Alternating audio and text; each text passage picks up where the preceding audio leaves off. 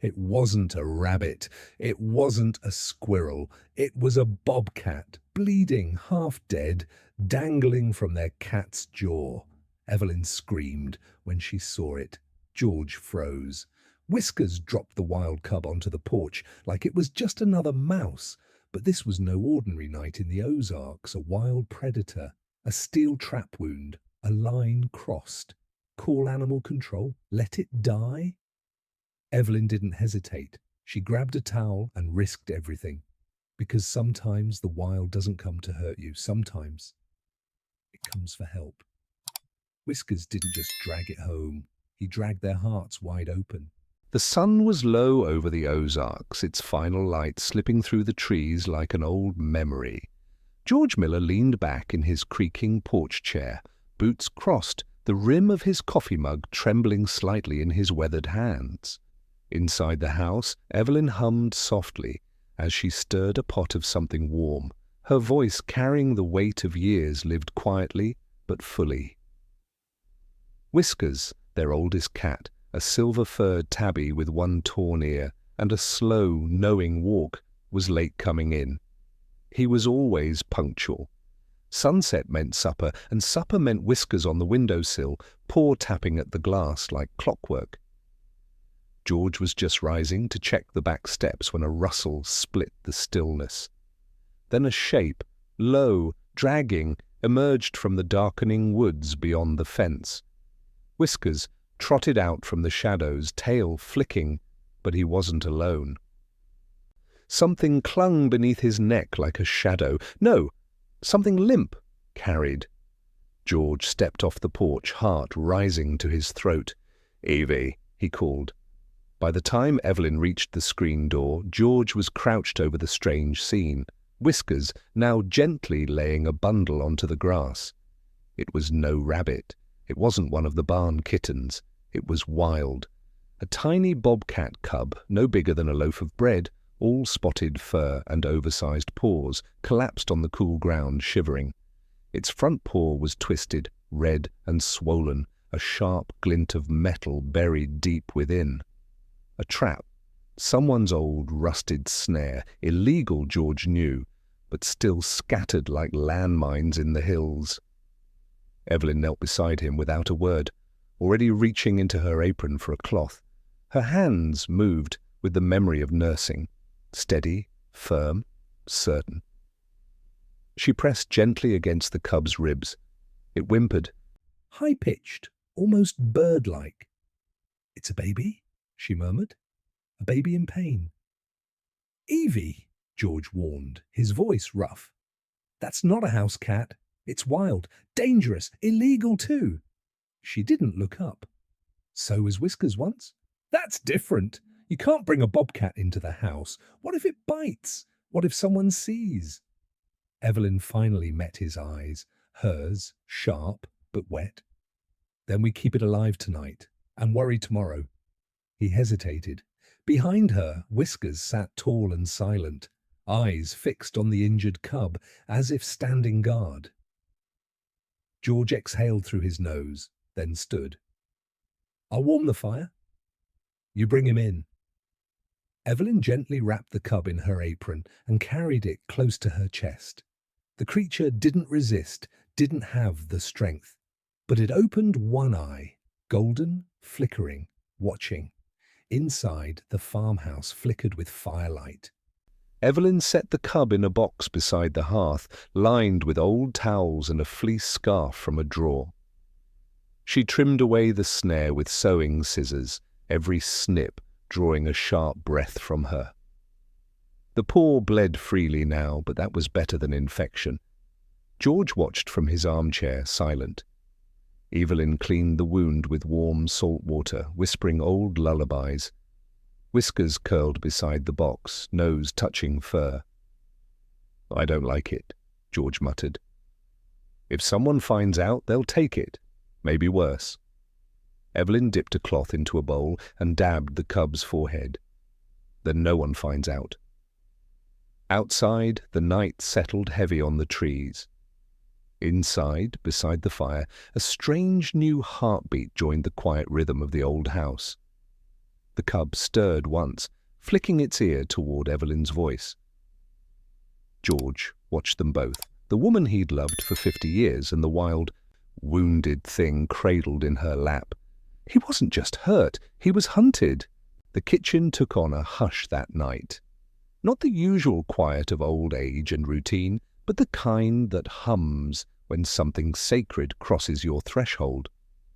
Evelyn laid the Bobcat Cub gently into a shallow wooden crate lined with a fleece scarf that once belonged to her mother.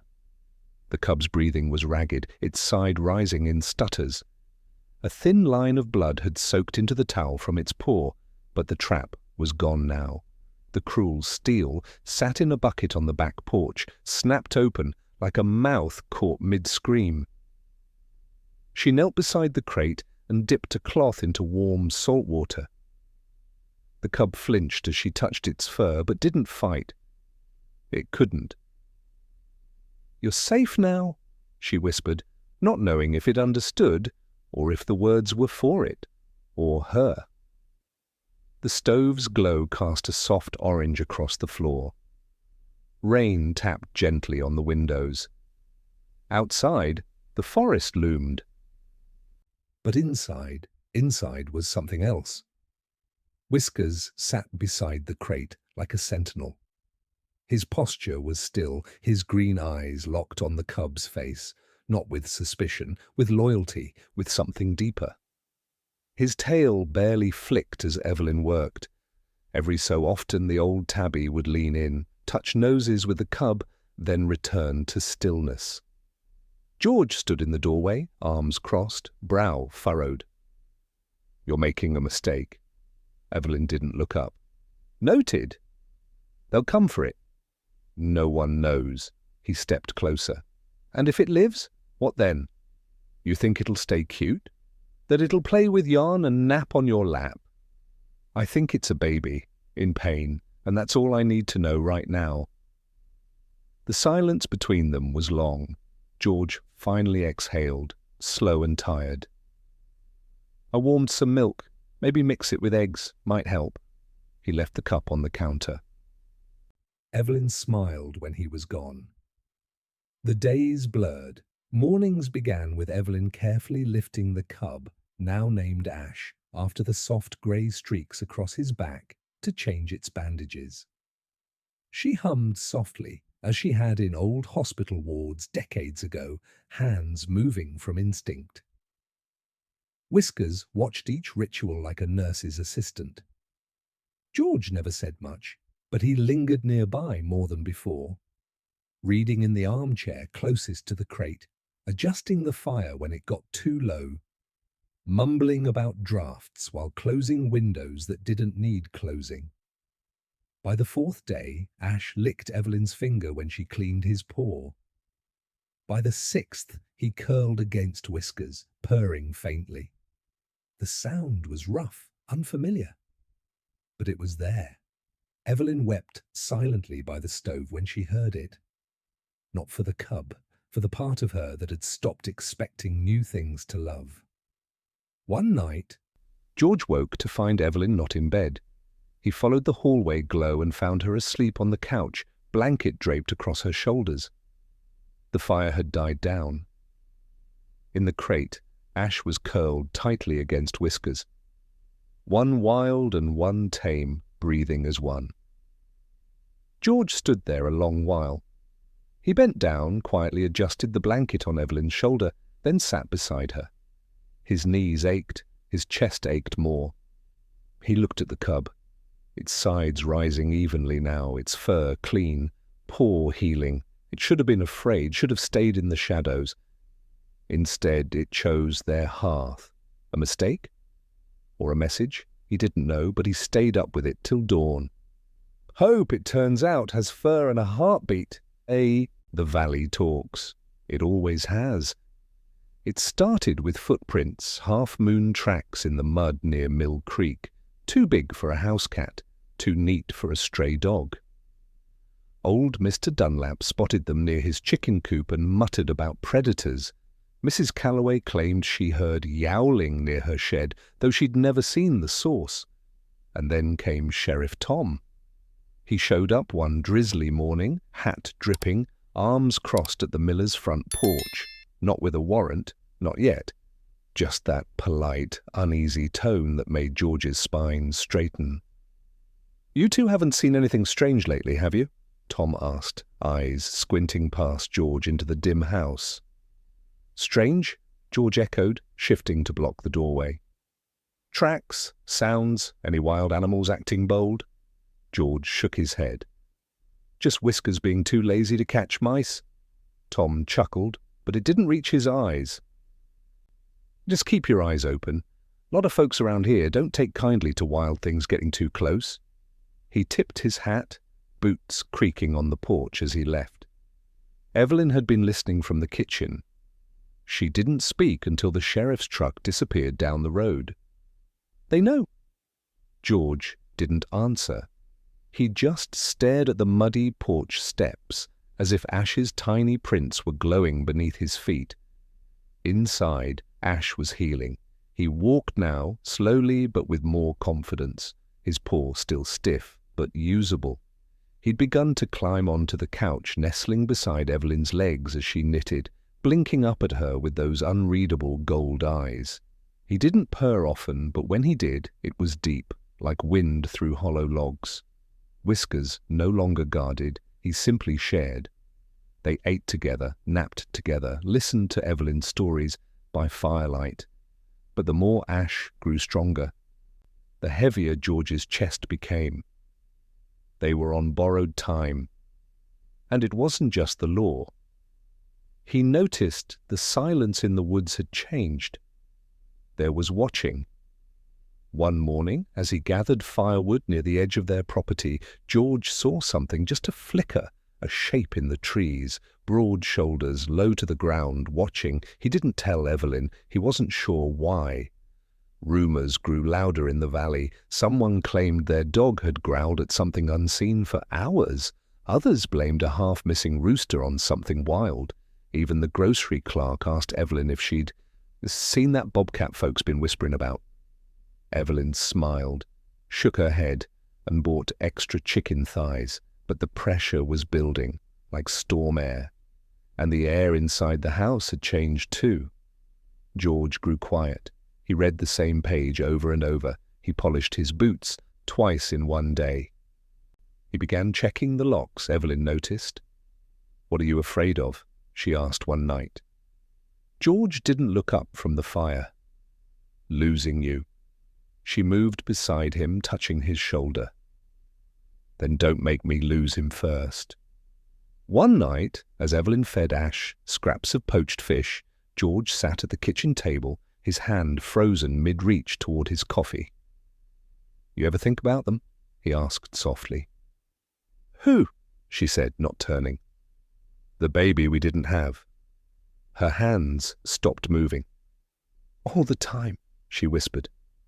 He looked at the bobcat curled at her feet. "He fills the quiet," she said. "In a way nothing else has." George rubbed the bridge of his nose. "But what if the law comes knocking again?" Evelyn looked down at Ash, who blinked up at her, calm and unafraid. "Then they'll have to hear the whole story." Secrets don't stay hidden in a valley like this. Ash learned to climb before he learned to pounce. It started with the edge of the couch, then the windowsill, then the tall cedar trunk George had dragged into the backyard and anchored in a pot of soil. Evelyn called it his jungle gym. George pretended to grumble, but he watered it every other morning. By late October, the Bobcat Cub was moving with fluid ease, his gait smoother, his eyes brighter. The wound on his paw had sealed into a pale scar. He no longer limped. And with healing came play. He pounced on Whiskers' tail in slow motion, then darted away in a half-circle sprint, all paws and fluff and joy. Whiskers hissed only once. After that, they set their boundaries. Whiskers would groom Ash's ears in the morning, and in return, Ash never touched Whiskers' food bowl. Every morning began with the same ritual. Evelyn sitting cross-legged on the rug, a bowl of raw chicken pieces beside her, coaxing Ash forward. At first, he stayed cautious, reaching out only with a paw, but soon he learned to trust her hands, hands that had healed, held, and now fed him.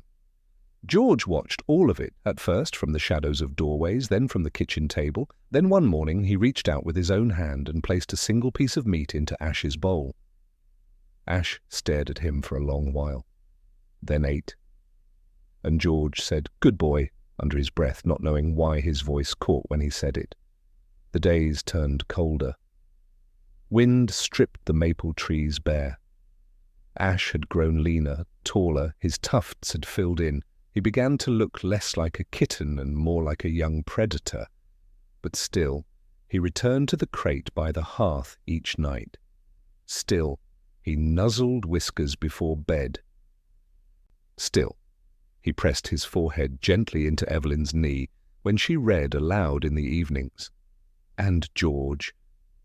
George started calling him by name. "Ash," he'd say softly, offering a piece of jerky from his palm. "Easy now." Ash took it without flinching. The fear had faded, but in its place came something harder. Doubt. Because George knew what they were building wasn't meant to last, the first signs came in whispers, literally. Ash began to pause at the back door, ears twitching at something beyond the trees. He sniffed the wind more often.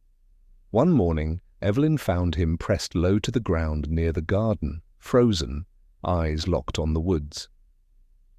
George stepped outside and followed his gaze, there, by the tree line, just for a second. Yellow eyes, large, watching. A shadow slipped back into the brush before George could speak. "Ash has a mother," he said quietly, that night. Evelyn was silent for a long time. I hoped we were enough. George looked at her across the flickering firelight. "We are, but we're not right." That night, Ash didn't sleep inside. He curled up on the porch instead, nose tucked into his tail, facing the woods. Evelyn watched him through the window, her hand pressed to the glass. "I feel like I'm losing him already," she whispered. George didn't answer. He just stood beside her. Outside, frost gathered on the railings. And Ash didn't move, but love makes things complicated. That weekend, George sat on the porch, whittling when Ash came up and dropped something at his feet. A pine cone. Then Ash sat, staring. George blinked. "What do you want me to do with this?" Ash tapped the pine cone once with his paw. George sighed, then tossed it down the porch steps. Ash tore after it like a dog chasing a stick. He brought it back. Again. George laughed out loud, a full, unguarded sound he hadn't made in years. Evelyn stepped outside, drying her hands on a towel. "What's this?" George grinned. "Apparently I've got myself a fetching bobcat." But even in laughter, tension crept, because every joy with Ash now carried weight. Every nuzzle, every blink, every purr was a reminder. He wasn't theirs to keep. He was healing, which meant one day he'd leave. And part of George wanted to stop it, while the other part wanted to be the one to show him the way back home. What if Ash wasn't alone after all? It happened just past midnight. The wind had shifted, sharp, cold, with the scent of wet leaves and pine needles. Evelyn had fallen asleep by the fire again, her knitting half finished on her lap. George, restless, stood by the back door with a mug of tea, watching Ash on the porch. The bobcat was wide awake, posture tense, not afraid, alert. His ears swiveled like satellites, his tail low, still. And then he rose slowly and stared into the dark line of trees at the edge of their clearing. George followed his gaze, 2 eyes, pale gold, unblinking, closer than before. She stepped forward, soundless. The mother. She was lean but strong, her coat matted in places, her ribs visible beneath her fur, a survivor, wild in the purest sense, untamed, uncertain, driven. But there was no rage in her stance, just desperation and recognition. Ash didn't move, he stared. Then took one slow step forward. George's hand instinctively went to the doorknob, not to pull Ash back, but to open it wider. Then, tires, a truck, lights, Sheriff Tom, headlights pierced the trees, slicing through the calm. Ash hissed and backed toward the porch. The mother darted, crouched low, hidden again in shadow. George swore under his breath as the truck door slammed. The sheriff's boots hit gravel. He was already unholstering the rifle from his back seat. "I saw the tracks again, George," he called. "Bigger this time. People are scared. Something's out here. I need to handle it." George stepped outside, shutting the door behind him. He moved fast, straight between Tom and the clearing. "You don't need the gun," George said, voice firm. "It's not what you think." Tom narrowed his eyes. "I think it's a bobcat. I think it's a risk. It's a mother. Looking for her cub." Tom hesitated, the barrel still angled at the trees. "What cub?" George didn't move. "Ours." The silence cracked like ice beneath boots. "You brought a bobcat into your home." George didn't answer. He only stepped aside and gestured toward the porch. Ash was standing there, shoulders tall, eyes calm, no growl, no threat, just there, watching. Tom lowered the rifle slightly, confused. Then the screen door opened. Evelyn stepped out holding a small bundle, raw meat wrapped in butcher paper. She walked past them both, toward the tree line, slowly, her arms out. "I won't ask you to understand," she said gently. "But you can see it, Tom. This isn't danger. This is survival." From the shadows, the mother bobcat stepped forward once more, still low, still tense, but she didn't run, she didn't attack. Evelyn knelt and laid the food on the grass. Then she stood back. Ash stepped down the porch stairs, not quickly, not scared, and the mother inched closer. Tom watched, rifle hanging useless in his hands. Ash and his mother met in the center of the clearing. No sound, no ceremony, just a pause. Then a slow, tentative nuzzle, nose to nose. Ash chirped, a sound Evelyn had never heard before. The mother responded with a soft growl, deep and vibrating. A greeting, a call, a question. Ash didn't answer. He looked back, toward the porch, toward George, toward Evelyn, toward home. Sheriff Tom rubbed his face, exhaling slowly. "You've got 1 week," he said. George turned. 1 week? To figure this out, to let the wild go back to where it belongs without blood. Then he climbed back into his truck and drove off. The engine faded into silence. Evelyn turned to George. Tears glistened in her eyes. But she wasn't crying yet. 1 week. And then it would all change. 1 week to prove love wasn't a crime. The days that followed were quiet, but not in the peaceful way. It was the silence of waiting. Ash barely slept inside. He paced the porch, ears constantly tuned to something in the distance. The wild was calling, and now that he knew who waited beyond the trees, it grew louder each hour. George spent more time outside, mending fences that didn't need mending, chopping wood they wouldn't burn. Evelyn packed small parcels of meat in wax paper, leaving them on a flat stone near the edge of the clearing. Every morning, they were gone. Not a crumb left behind. Whiskers stopped following Ash. He seemed to understand. He watched him from the window, quiet, unmoving. On the 6th morning, Ash didn't return for breakfast. George and Evelyn waited until dusk. Still nothing. No paw prints, no golden eyes, no sound. By nightfall, Evelyn stood on the porch steps, arms crossed, scarf wrapped tightly around her neck. "He's gone?" she whispered. George didn't answer. His hands were shoved deep in his coat pockets. "I thought I'd be ready," she said. "But it's different when it's real." George reached out and took her hand, his voice barely audible.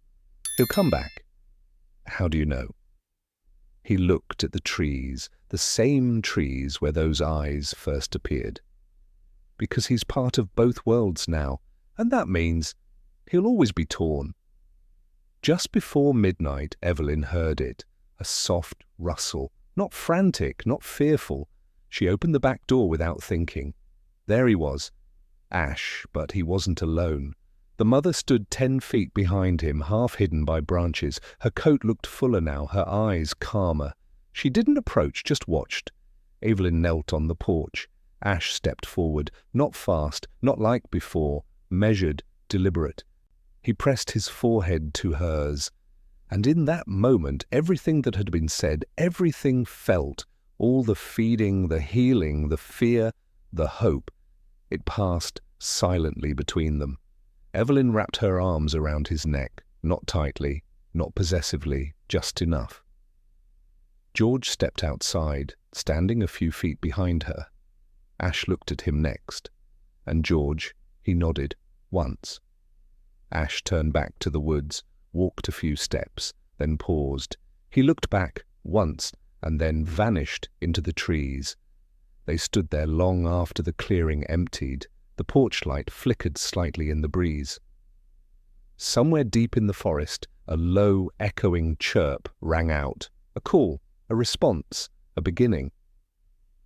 2 days passed. Evelyn no longer left meat on the stone. The house felt quieter, colder. Even Whiskers stopped sleeping near the hearth. But then, on the 3rd evening, just as the sun dipped behind the ridge, there was a thump on the porch.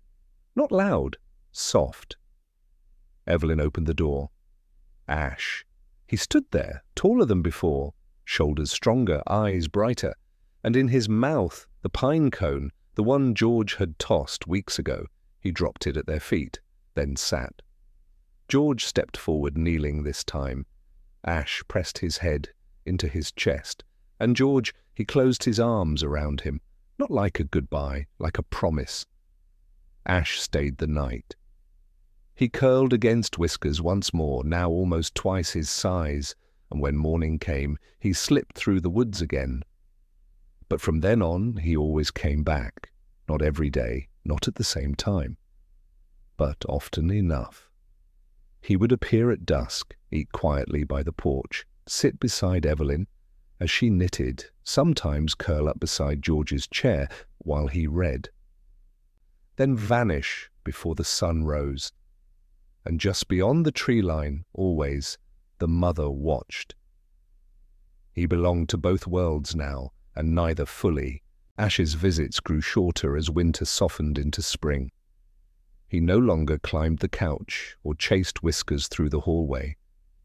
Instead, he'd sit on the porch at twilight, silent and still, eyes fixed on the horizon. His body had changed, longer, stronger, quieter in movement. The cub was gone, and Evelyn felt it. In the way he no longer meowed when she opened the door. In the way he didn't blink quite as long when she touched his cheek. In the way he listened for the trees before listening to her. George noticed too, but he didn't say anything, because some things, like a farewell, you don't name. You feel them coming like a cold front, rolling in on the breath. It happened without warning, as these things do. One evening, Ash arrived early. He sat with Evelyn as she watered her potted herbs, his paw tapping the edge of the rosemary. When George came out with his coffee, Ash padded over and sat beside him. No tricks, no pine cones, just presence. The sun dipped low, the wind turned still, and then, without a sound, Ash rose. He didn't look back at the porch. He didn't wait at the edge of the yard. He crossed the clearing with a determined grace. At the tree line, his mother stepped forward. They stood together only for a moment, then slipped into the woods. No sound, no hesitation. Gone. That night, Evelyn didn't cry, not yet. She set Ash's bowl on the porch like always. She folded his blanket near the hearth. She even called softly into the dark, once, just in case. But the silence that answered was thick, whole, final. 2 days passed, then 3, a week, no paw prints, no chirps, no glowing eyes, and still Evelyn didn't cry, not until she found his pine cone. It had rolled beneath the steps, half covered in dust. She held it to her chest like a relic, and then the tears came. They came quietly, just like he had. George held her. Neither said a word. A week later, just before sunset, George stepped out to fetch wood. There at the edge of the trees stood Ash, only for a breath. Long enough for George to see the strength in him, the pride in his stance, and beside him, barely visible, a smaller shape, a cub. Ash's cub. George didn't move, didn't call out. Ash looked at him. And in that look was everything. Thank you. Goodbye. Always. Then once more the forest took him. They never saw him again. Not truly. But sometimes they'd find signs, fresh claw marks on a tree trunk near the barn, chicken bones stacked carefully beside the porch, small spotted prints in the garden after rain. And once, when Evelyn stepped outside just after dawn, she found Whiskers curled on the porch beside a tiny pine cone. Some goodbyes aren't forever, just enough. Years passed, the way seasons do, quietly, then all at once. The farmhouse aged gently like the people inside it. Paint peeled on the shutters. The garden grew wilder. Some days Evelyn's knees ached too much to reach the porch without help, but George was always there with a hand, steady as ever. Whiskers passed one spring morning, curled in his favourite spot by the window. Evelyn buried him beneath the oak tree near the clearing, right where the grass still grows tallest. She tied one of her old scarves around a smooth stone and placed it at the base. He brought us the wild, she whispered, and the wild kept visiting. Not daily, not on cue, but often enough. Sometimes George found a tuft of fur snagged on the fence wire. Once a paw print baked into the mud near the shed, larger now, heavier. Too big for a raccoon, he muttered, running a finger along the edge. He never said more. Local children began whispering stories of a strange cat in the woods, big, quiet, with eyes like fire and spots like broken sunlight. He watches but doesn't chase, one boy told Evelyn one morning while delivering groceries. Like he's protecting something. She smiled, handing him a slice of cake. Maybe he is. Even Sheriff Tom changed over time. He retired, grew softer. On his last visit before moving south, he stood on the miller's porch and glanced toward the trees. You still see him? Evelyn just nodded. Tom tipped his hat. Good. I always wondered if he made it. Then came the summer their grandson Caleb visited. He was 12, restless, curious, full of the energy they no longer had and all the questions they hadn't yet answered. One evening, after wandering too close to the woods, Caleb came running back, breathless. I saw it, he said, eyes wide. A big cat, but it wasn't mean. It just looked at me and then turned away. Evelyn took his hand and led him to the edge of the porch. That's Ash, she said softly. He's real? He's family. Caleb looked out at the darkening trees. Will I see him again? Maybe, she said, if he wants you to. That night, as the sun sank behind the hills, Evelyn sat in her rocking chair, blanket over her lap, a feather caught in her knitting yarn. George joined her with 2 mugs of tea. Think he's out there? He asked. She nodded. Watching, maybe with cubs of his own. George leaned back, looking up at the stars. Funny how a wild thing like that can change a place. Evelyn smiled. Not funny. beautiful. She turned to Caleb, curled up on the porch swing beside them. Some families aren't made the way you expect, she whispered. They're made by love. And love never disappears. If this story touched your heart, stay close.